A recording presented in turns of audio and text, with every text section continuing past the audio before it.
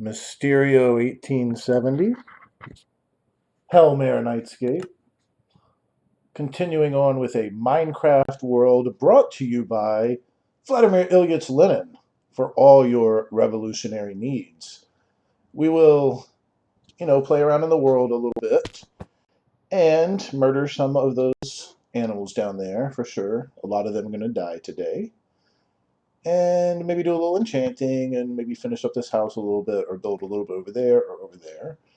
And more importantly, really, we will spend a little bit of time continuing with our close reading of State and Revolution. So this is about the third episode or so we've spent on that text, and we'll probably spend several more. Since I stream every day, it doesn't make sense to me to jump around from topic to topic to topic. Yesterday's stream, we started off with some quotations, did some close reading and some multitasking. Multitasking for me, obviously, since I have one eye on my duck farm over here and another eye on the text. And the first stream was also a little bit on State and Revolution, although there it was more just me giving my general thoughts as I yell now over the slaughter that's happening. I need more levels, and I don't mind getting some food and some leather. There, I can do another enchantment now. So let's take a look at, I'm just going to read some of these quotations that I set aside from this text that I think is really, just really well written, to be honest. Like, Lenin's a terrific prose stylist, just a good writer at the technical level. And it's also obviously an extremely influential text, and I think he does a great job of reading Marx, which I think I said before is one of my favorite things about anyone is are they a good reader. So here's the let's see, let's take a quick stab at, do we have another pickaxe? That's what I'd like to see. Let's take a quick stab at enchanting, then we'll jump into the text. Do I have anything that is cobblestone? You should be able to make tools out of deep slate, can you? I don't know if you can. Perhaps you can, I just haven't tried. Let's just see if we can get a fortune. If so, I'll unenchant one of those diamond pickaxes and have it there. Fortune 2? Am I supposed to get excited about that? No, I'll make an iron one, though, if I can. So while I'm doing that, although I wish I had some string, I could make a bow and arrow or something. But while I'm doing that, why don't we jump into Lenin here for a second. So this is a passage from Lenin that shows some of the framing of Marxism that I personally don't find as compelling, this necessity and stage theory stuff. So maybe I'm, no real Marxist at all. Maybe I'm just totally eclectic and heterodox, and you guys shouldn't listen to me. Maybe I misunderstand, or maybe I'm correct to have my hesitations here. So Lenin says, and now, oh, hey, good evening, Death Leopards just joined us in chat. Happy to see you, just in time for our first little quote here.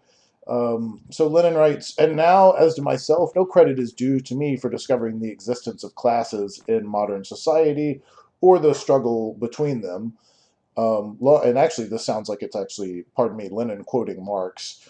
Long before me, bourgeois historians have described the historical development of this class struggle, and bourgeois economists the economic anatomy of classes. What I did that was new was to prove, one, that the existence of classes is bound up with the particular historical phases in the development of production. Two, that the class struggle necessarily leads to the dictatorship of the proletariat. And three, that this dictatorship itself only constitutes the transition to the abolition of all classes and to a classless society. So that was Marx. Lenin is quoting Marx there. And then Lenin goes on to say, for the theory of class struggle was not created by Marx. So I am doing a poor job of multitasking now. I just need some lapis. I have it over here.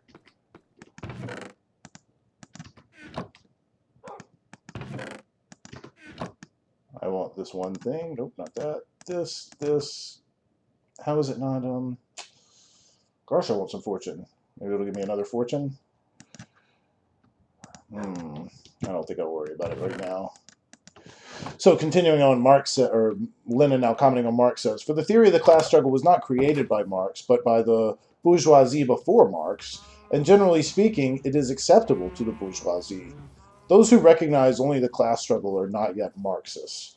They may be found to be still within the bounds of bourgeois thinking and bourgeois politics.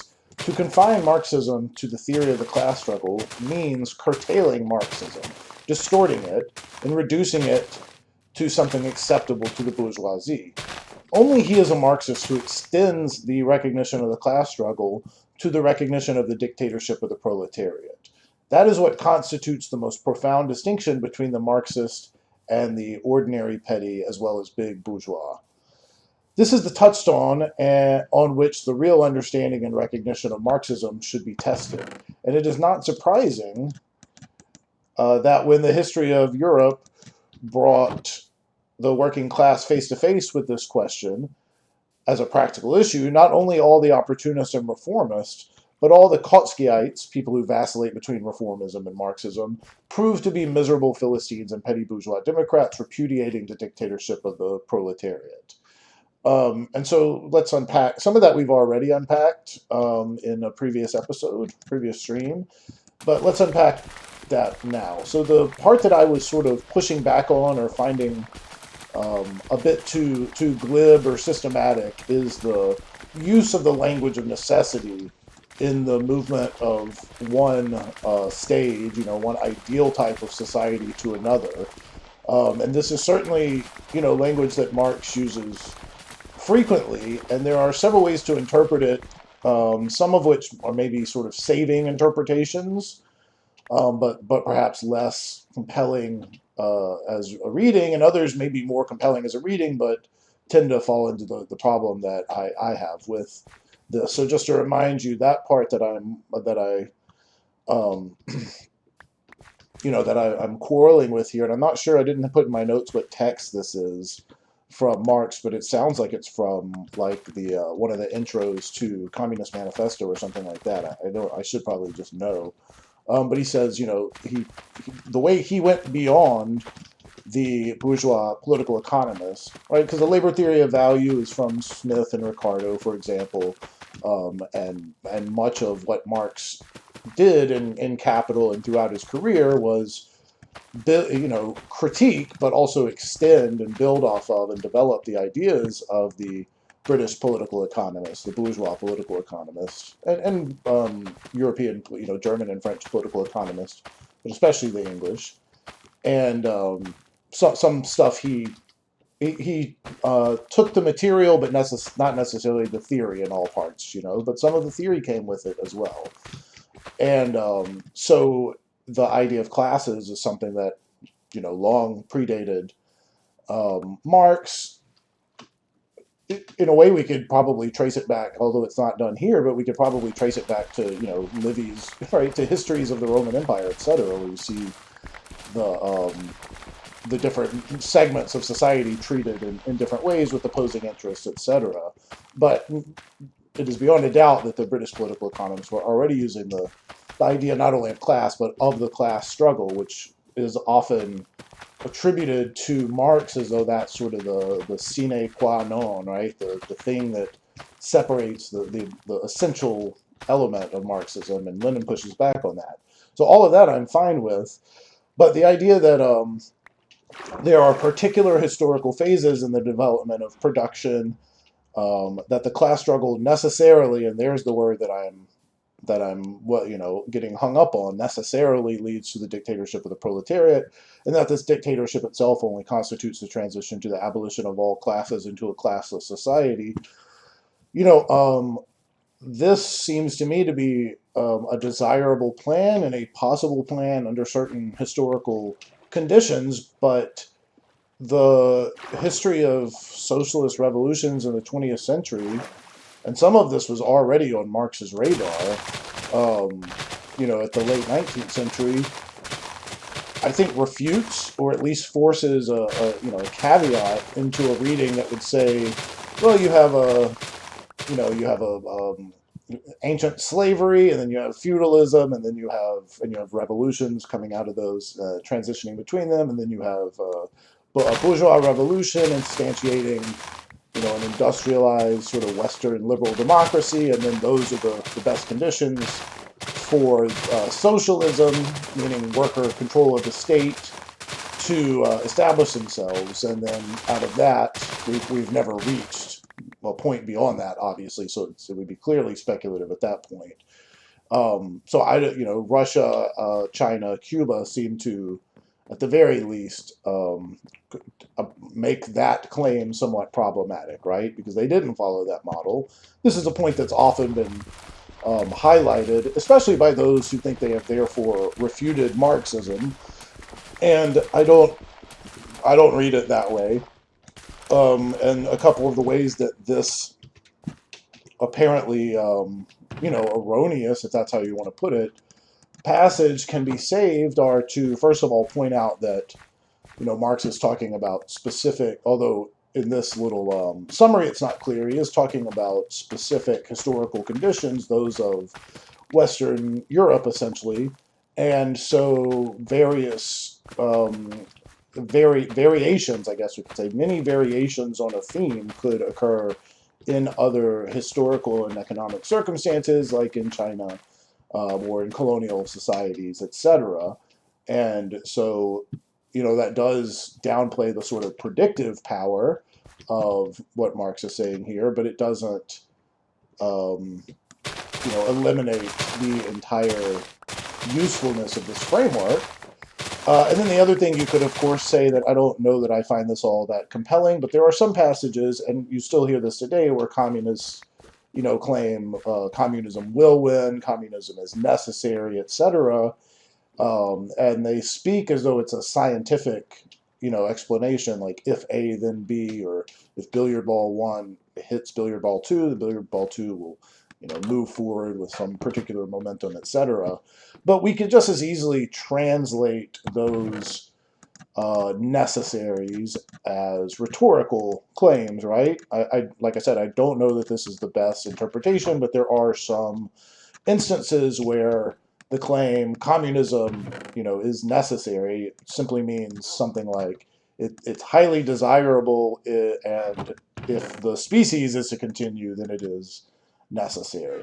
Now, all of that I've just said, I could be totally wrong on. I'm not citing any text here in these interpretations, although it's not like I've come up with these arguments totally by myself. Others share these concerns or qualifications, and if I'm, let me know if you have a different reading of this stuff. Maybe I'm being too harsh here, and I certainly admit it is a non-orthodox Marxist reading of that particular section. I don't mean to read too much into just the little quote that I can't even, I'll have to go back and find the citation to give you the source for Marx's words there. It might just be a letter, in which case there's even less reason to be reading so much into it. But I'm reading so much into it just because this is a pattern, this scientific mode of it. I do think Marx is scientific in many ways, but the absolute predictive nature of it is something that I don't subscribe to in every instance, because so many things that Marx thought was going to happen did not happen. And yet his overall framework for analyzing capitalism and his overall framework for understanding revolution, I still think are highly compelling and do have a lot of evidence to support them. So, take from that little discussion there what you will, and if there are other passages when we read more Marx that highlight this better, certainly in the Communist Manifesto you can find similar language, then we can talk about it then. Now, the points that I just made are not the ones that Lenin finds most important in this passage, and it's not the reason that Lenin draws this passage out of Marx's writings. He's interested in a totally different point that I think that I do agree with and that I do find persuasive, which is that the idea of the dictatorship of the proletariat is essential to Marxism. And we find Marx and Engels using this phrase several times. It's not just a one-off sort of thing. And we find in the discussion, This is not what I expected. I was going to wind up down here. Move, cow. I did not, or excuse me, we see multiple expressions of the idea, the phrase dictatorship of the proletariat, but we also see in the discussions of the Paris Commune, the idea sort of expanded. And so I do think that it's pretty damn hard to be a Marxist without embracing at some level the idea of the dictatorship of the proletariat, which I won't really jump into explaining quite yet because I know I have some quotes set aside here where Lenin does a better job than I ever could of explaining exactly what that means. And so the point here, right, is class struggle acceptable to the bourgeoisie, acceptable to the opportunists, right, the Kautskyites, those who vacillate between Marxism and liberalism, let's say. But the idea of the class struggle leading, perhaps inevitably, to the dictatorship of the proletariat in order to clear the way for communism, that's something that is particular to Marxism. So here we jump into some of the real crux, some of the real important stuff in State and Revolution, where we have, the theory of the state emerge. And again, I've already hinted at some of this stuff a bit, but it's quite worth repeating these points in Lenin's language, which is much stronger than my own, or at least much more concentrated and forceful and intelligent. So, a quote here is the working classes cannot simply lay hold of the ready-made machinery of the state and wield it for its own purposes.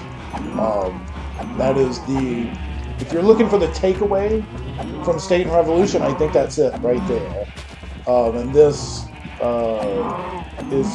assertion, is in direct contradiction to the idea of a sort of gradual transition to socialism via typical electoral means, right? It refutes more than that, or it contradicts more than that, but it damn sure doesn't allow for a simple electoral transition. In fact, it doesn't even allow for the proletariat to, have a coup and simply by force take over the state apparatus and start filling it with workers. Rather, it demands, as we'll see, a total elimination of the state, the bourgeois state, which the purpose of which is to suppress the proletariat, and its replacement by something else, and that something else is what we call the dictatorship of the proletariat. So this is probably, my little note here is this is probably the thing that is most important in State and Revolution, and that we need to hear the most as, self-identified socialists, and especially as communists in the, 21st century, right, 2022. Lenin's words are still sort of being ignored in a way that I think is highly problematic. Although they've not been ignored all over the world. And certainly if you're watching this stream, you probably don't ignore them. So the quotes that Lenin begins to draw up from Marx at this point, at this point it's just from Marx, although he's quoted Engels elsewhere, are specifically from that excellent piece that I always recommend, The Civil War in France, which is Marx's explanation of the Paris Commune, which we talked about before. I won't give you my little blurb on it again, since we've already done that. Look at all these eggs. So Lenin writes that the words "to smash the bureaucratic military machine" briefly express the principal lesson of Marxism regarding the tasks of the proletariat during a revolution in relation to the state. And this is the lesson that has not only been completely ignored, but positively distorted by the prevailing Kautskyiite, quote, interpretation of Marxism, exclam. So I'll leave that quote there without comment, because I've already commented on that point quite sufficiently, I think. Continuing on, and this is Lenin building that case, right, the case I've just discussed at length, so maybe we can get a few of these quotations out on the table to let Lenin speak for himself for a moment. So the Commune, this is Lenin quoting Marx here, so the Commune, Marx wrote, made the catchword of all bourgeois revolutions, cheap government, a reality. by abolishing the two greatest sources of expenditure, the army and officialdom, right? That would be the bureaucracy. Going on, to decide every few years which members of the ruling class is to repress and crush the people through parliament, this is the real essence of bourgeois parliamentarism. And parliamentarism, and not only in parliamentary constitutional monarchies, but also in the most democratic republics. Let's add another quote here. What I find interesting in this section is a discussion of the actual sort of forms of government that would need to emerge under the dictatorship of the proletariat to distinguish itself from the preceding bourgeois state and to actually function in a way that's different than the state that preceded it. So, again, turning to the text, a working, not a parliamentary body. This is a blow from the shoulder at the present-day parliamentarian country, from America to Switzerland, from France to Britain, Norway, and so forth. In these countries, the real business of state is performed behind the scenes and is carried on by the departments, chancelleries, and general staffs. Parliament is given up to talk for the special purpose of fooling, quote, the common people. And so there we have, again, that strikes me as a highly prescient and still timely explanation of the bureaucratic state. And it's interesting because, at the time that Lenin was writing, we didn't have a bureaucracy in the U.S. on the level that we have now. There were, of course, many offices of government, but there weren't all the New Deal programs. We already talked about this in a previous stream as well. The sort of constitutional basis for the administrative state as we now experience it, which is massive and has incredible rule-making, so-called power, which is essentially lawmaking power, was absent. That there was no way to... The Supreme Court was not hearing any justifications for that stuff, aside from a few obvious examples, like the Interstate Railroad Commission, or whatever it was called, that was justified under the Commerce Clause, etc. And so the machinery of the state has only been more perfected, so to speak, over the last 100 years since the time in which Marx was writing, which, in my estimation, makes Lenin's words here even more, useful and somewhat predictive of the times we're in. And so, or to put it in more sort of just like internet terms, Lenin's talking about something like the deep state here, right? And not just in the security apparatus side of things, which was also more or less absent at the time he was writing, at least in the States. Although there were police, and there were certainly police in Europe as well.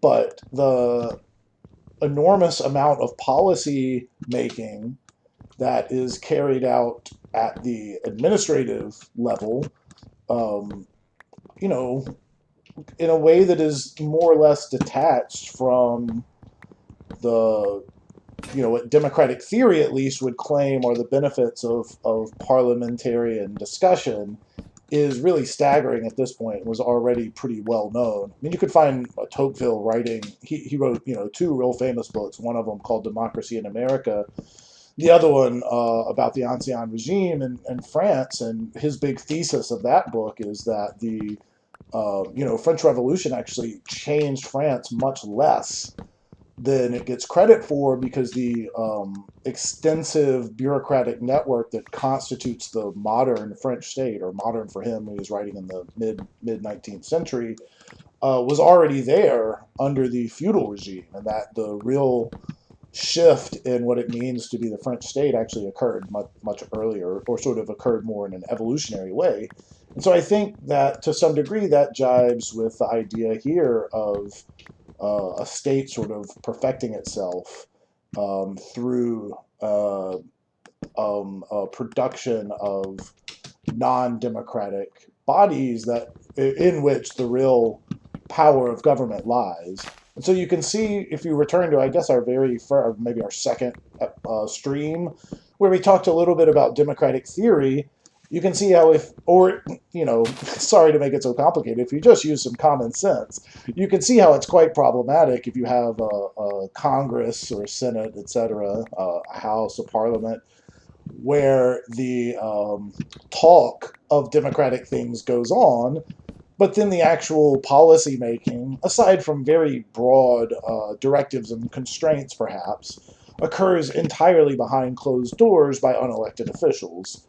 And you often see right-wingers make this complaint. I think this is a very sound critique. It's one of the things that the right wing in America gets correct that the liberals totally miss on. They have such faith in technocratic elitism or whatever you want to call it that the right wingers often do not share, and do not share much to their credit, I would say. And you can see, Lenin was not a right winger by any stretch of the imagination, but I think you can see some similarities in the two arguments against the overwhelming policy power of the bureaucratic machinery. And, we can look at the growth of bureaucracies in socialist countries as well, to raise some concerns about, the trajectory of socialist revolutions. This is certainly one of the reasons that anti-communists most strongly object to communism, is because they fear, a totally alienated, anti-liberty sort of, freedom-hating bureaucracy that oversees every aspect of the lives of the citizenry. And there are several ways to respond to that, but at least one way to respond to it is like, look around. You're projecting your fears, my friends. And so we can, in a moment, come back to this, but I was just thinking, Death Leopards, I wanted to apologize because I know at the end of stream last time, I asked if anyone sort of had any questions, and I think you did, but I wasn't really accounting for the delay. I don't have a sense. I'm getting a sense now of how long the delay is between when I say something and you actually receive it on the other end. And I think it's longer than I had anticipated. So by the time you were able to respond, I had already sort of concluded and signed off. So if you remember your question from last time, and I know E also brought up a question and sent a few comments on Twitter, which I could probably go over to and read. They were interesting and intelligent ones. But if you remember your question, Death Leopards, please feel free to let me know, or if you have another one at any point, you're part of this, and your comments are always welcome and always intelligent. And I think you probably are a kind enough person to disagree with me in civil tones, so I certainly welcome disagreement as well, since I'm still figuring some of this stuff out, and even the stuff that I quote unquote have figured out, I've probably fucked up on. But if you just say, "Oh, that's awesome, I'm glad you said that," those comments are welcome. those are fine too. It's up to you. I'll go back and find E's comment so I don't waste time. I'll go back and find it for the next stream. But I'll return now to Lenin's discussion of Marx's ideas on the way that a representative body should work under the dictatorship of the proletariat. And so, just to throw some more quotes out, revolutionary democratic phrases to gull the rural simple Simons, and bureaucracy and red tape to gladden the hearts of the capitalists. That is the essence of the honest coalition. So this is another variation on the theme, right? You pretend to be democratic, and you set up a pretendo-democratic body, the ruling class being the you here, in the form of parliament, and then you have bureaucracy and red tape to actually serve the interests of the capitalists. And we should add, just in passing, in contemporary political science, this problem is often taken up under the heading of regulatory capture, including the revolving door between DC and the, industries or the lobbying firms. And so the idea of regulatory capture is just that when you have an administrative agency that's regulating a specific field, there will be dominant players in that field. So, if it's the if it's EPA and you're looking at environmental regulations and it touches on fossil fuels, who is going to care the most? Who is going to be the most interested, right, in every sense of the word, in the outcomes of the policymaking decisions of, in this case, the Environmental Protection Agency?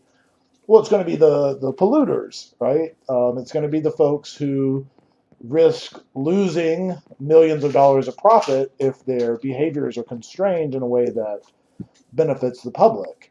And so, these very well-moneyed interests and very well-organized powers are going to have every incentive and every every opportunity to, for example, during what we call the notice and comment period, during the rulemaking procedure in the United States, the administrators will draft a rule, and often there's industry input already, right? They may literally be fed a draft proposal from some think tank that is funded entirely by the industries to be regulated.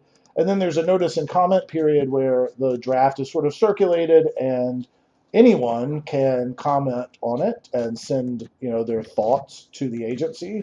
But who do you think actually spends the time and the money to do most of the commenting here? Well, it's the people who I just mentioned, right? The agencies who are regulated. And in addition, so that's one way that you see a regulatory capture play out.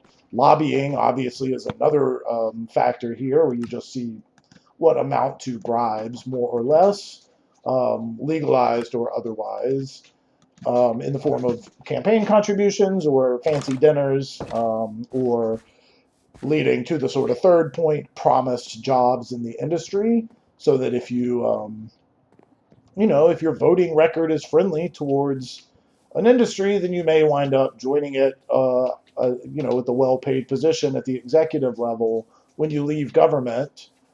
And alternatively, if you've served in industry for a while, then, hey, you're an expert, and you would be just the perfect choice to have a leading role in the regulatory agency.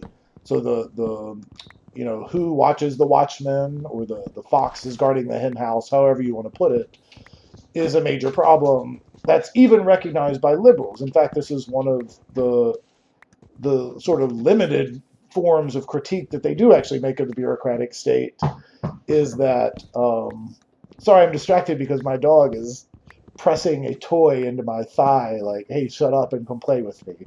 I'll take her out on a walk in a second. But anyway, my point was just that the idea that democracy is just a sham in the United States, and that much of its sham nature is revealed by the actual anti-democratic power of the bureaucracy, is a theme that both liberals and right-wingers take up time and time again. They don't see it in the same way, of course, that Lenin sees it, as a necessary constitutive feature. The right wing may to some degree, but the liberals definitely see it as just bad policy decisions that could be improved and reformed. And so these are very much live discussions. So continuing on, Lenin says, we cannot imagine democracy, even proletarian democracy, without representative institutions. But we can and must imagine democracy without parliamentarism. I always say parliamentarianism, but it's parliamentarism in his translation here. If criticism of bourgeois society is not mere words for us, if the desire to overthrow the rule of the bourgeoisie is earnest, and a sincere desire, and not a mere election cry for catching workers' votes. So, the progressive wing of the Democratic Party obviously uses much of this phraseology in the way that Lenin has just highlighted, right, as mere election cries. And so just making the obvious point that Lenin's words still ring true 100 years later, as they often seem to do. But more importantly, you see here the idea that even in a proletarian government, the need for representative institutions would not fade away in Lenin's opinion, and I think in Marx's opinion as well. The same problems of organizing the political life of a large nation state remain, especially of an industrialized, complex society, perhaps even a multinational society, although we can come back to the question of multinationality. Those problems are not just going to fade away because of a revolution and socialism fixes everything, so now we can have direct democracy. Now, under communism, we may anticipate other less representative and more direct forms of self-government, but that speculation takes us further afield, right? If we're talking about the sort of anarchic conditions of communism, anarchic in a positive way here, then okay, well, the life in that society is quite distant to our current conditions and is often sort of difficult to imagine. However, life under dictatorship of the proletariat is much less distant and, arguably has been achieved to some extent or another, at least by several of the states I keep naming. And so we could, imagine representative institutions as being absolutely necessary under the dictatorship of the proletariat. So I notice S. Sadowitz93 has joined us. Hello, welcome. Very happy to see you. And has raised a question, at least about my reading of Lenin's text here. So would direct ballot initiatives be a good tool for a dictatorship of the proletariat instead of parliamentarism? Well, I think so my initial reaction is that that's not exactly the point that Lenin is drawing out here. Whether direct ballot initiatives would be useful in our current society, as some sort of transition to the dictatorship of the proletariat, which I don't think that's quite what you're asking. No, I think Lenin would reject that and say revolution is the way. Under the dictatorship of the proletariat, could direct ballot initiatives play a role? Yeah, I think that would probably be fine, but not as the predominant mode of self-government. I think representative institutions would still play a role. But I see exactly the problem that you're pointing to here, which is, well, okay, if you're going to do and this is an intelligent comment, I think, for this reason. If you hear Lenin saying, well, representative bodies under, the bourgeois state are problematic and need to be radically reconfigured or gotten rid of entirely, then how do you fix it if you still want to do representative institutions? And so Marx's response to this is essentially that the executive functions should be combined with the legislative functions. And let's see if we can find the quote here.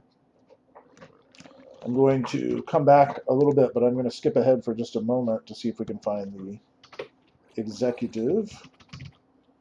Yeah, so here you have, I'm just looking to see if this is Marx or Lenin. Here's a quote. I was a little bit sloppy. I didn't realize I'd be presenting these notes publicly, so I wrote down the note verbatim, or I took the passage verbatim, but I didn't always write the source. But I can usually tell, at least if it's Marx or Lenin, as I move through it. But here is a comment on the Paris Commune. So the workers, after winning political power, will smash the old bureaucratic apparatus, shatter it to its very foundations, and raze it to the ground. Just to pause there, that's very clear language, right? This is Lenin. This is Lenin's view of what must be done in order to move to socialism. It does not involve keeping any of the former bourgeois state apparatus. Returning to the quote, they will replace it by a new one consisting of the very same workers and other employees against whose transformation into bureaucratic will at once be taken, which were specified in detail by Marx and Engels. So this is clearly Lenin writing. And how will this, how will you resist the reinstantiation of the errors of the bourgeois state through not only election of these officials, but through recall at any time, through pay not to exceed that of a workman. 3, the immediate introduction of control by all, so that all may become, quote, bureaucrats for a time, and that therefore nobody may be able to become a, quote, bureaucrat. And then to quote Marx here from the Civil War in France, the commune was a working, not a parliamentary body, executive and legislative at once. So I don't actually hear this element of Marxism-Leninism discussed nearly as much as some of the other stuff that we've hit upon already. I think it's a fascinating proposal. Some of this is discussed, but the combination of executive and legislative functions is, I mean, when was the last time you saw a tweet about that, right? And remember, this is not a proposal. I mean, maybe it would be something of an ameliorative proposal, even under the bourgeois rule that we now suffer from. So I remain agnostic there. But what Lenin is saying here is that when Marx looked at the Paris Commune, one of the things that he applauded about its organization was the factors, the 3 things I just named there. And maybe we could even spell out other things to, once you see the spirit of these comments. The recall through election at any time and the workman's pay, it should be pretty obvious, I think, why these are counterbalances to all the lobbying and corporate buyout and regulatory capture, et cetera, that I was just talking about. You know, you have, I'm sure you've seen the news of Congress time and time again betting on stocks that it regulates, you know, and recently, you know, a leading member, let's say, of the Democrats refused to even entertain the idea that this, you know, really obvious corruption and speculation and gambling and abuse of power should be curtailed in any way. And so under Marx's proposal, as you see it flow from the historic, you know, the real historical experience of the Paris Commune, you would not be able to get rich while in office, and you wouldn't be able to stay in office long enough to perform the sort of rule behind the scenes and the networking and the lobbying, etc., that are so highly problematic now. And again, we may be able to levy exactly these ideals against forms of government and organization in socialist-leaning countries and say, hey, are you living up to this or not? I think that those are fair criticisms to make. I'm not going to do that right now. I'm not prepared to do that at the moment. But it is a topic that I'd like, or the examination of socialist countries and their history is a topic I would definitely like to return to in future streams. But the most interesting thing here, and we'll probably wrap up after we finish up with this quote, because this is such a good point that our friend Sadowitz93 brought up. I think this is a really good point. So we'll, if you have any other questions or comments, now's your time, because we'll probably go another 5 or 10 minutes.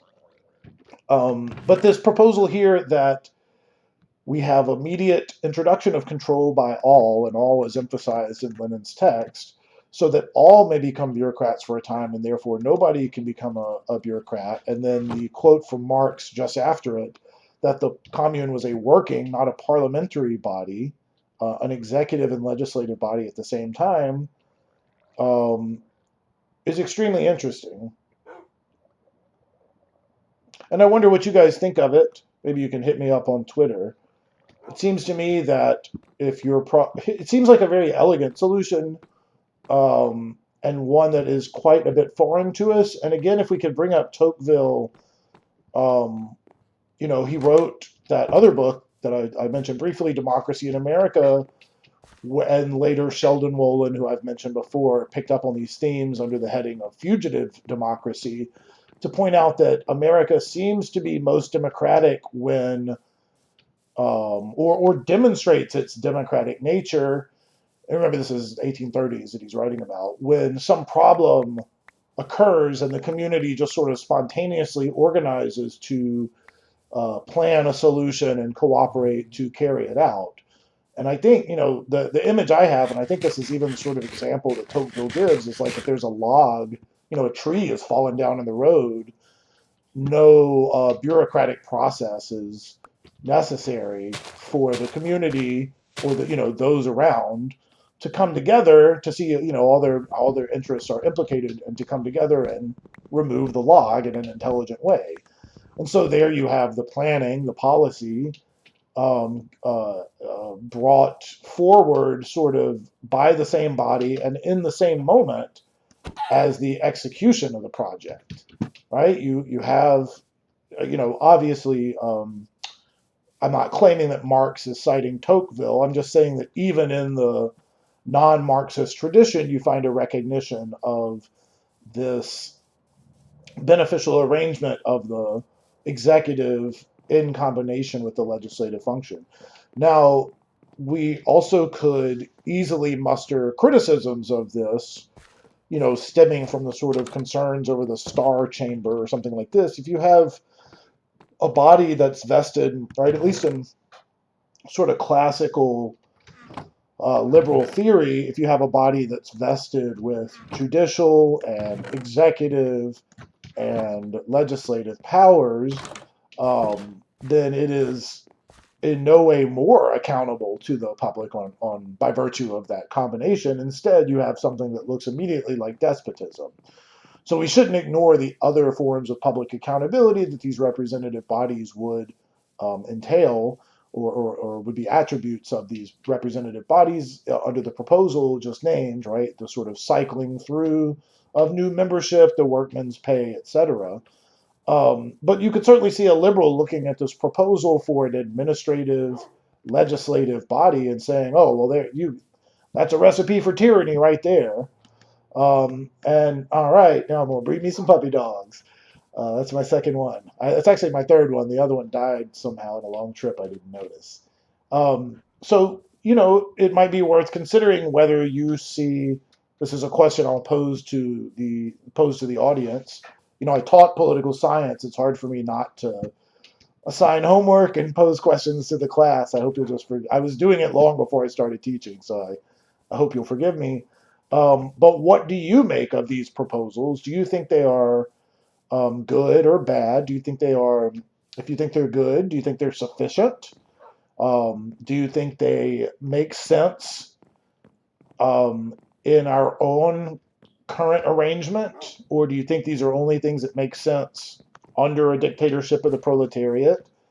Do you think there's a danger of tyranny or abuse by a body that combined executive and legislative functions? Or do you think there are ways to limit those possibilities? And I would put, the question back to the group as well, the one that was raised by our dear viewer Sadowitz. Do you think there are other, for example, direct ballot initiatives? Do you think there are other mechanisms for ensuring a desirable outcome, right? Whether that be true democracy or, socialism in a positive way, or anything else that we might have access to immediately, or that, even though we have access to it now, would actually only work under the dictatorship of the proletariat. In other words, what are your thoughts on this brief proposal that Marx and Lenin draw out of the experience of the Paris Commune? As you can see, my thoughts are not, I'm favorably disposed towards it, but I don't think my thoughts have totally congealed, and I haven't yet understood all the implications theoretically, and more importantly, I haven't done anything like a careful historical study of actual institutions that embody these proposals. And so I hope we can do that together in the future. I'll run up on the roof here so we can have a nice view as we close out the stream. We didn't get a lot done because I've just really wanted to focus on the Lenin. So it's just a little bit of nonsense type Minecrafting. Cut down some trees, thought about enchanting. Got a dog right there at the end, which is probably the biggest accomplishment. In the future, we will find we got to get a fortune enchantment, and we got to find a village so we can get some mending. And then once we get that going, I have a ton of diamond ore that we can really get rocking. So that'll allow me to gather massive resources.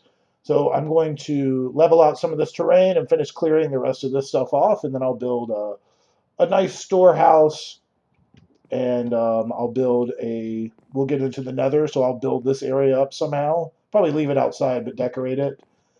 And I might build an automatic bamboo farm and maybe an automatic sugarcane farm. I may cut down this jungle tree and build a vine farm. We'll see. But in any event, thank you guys so much for hanging out with me. If you have any other thoughts, let me know on Twitter. If you don't feel like I've answered your question, or if you have others, hit me up on Twitter. And I will see you all next time. Have a good one.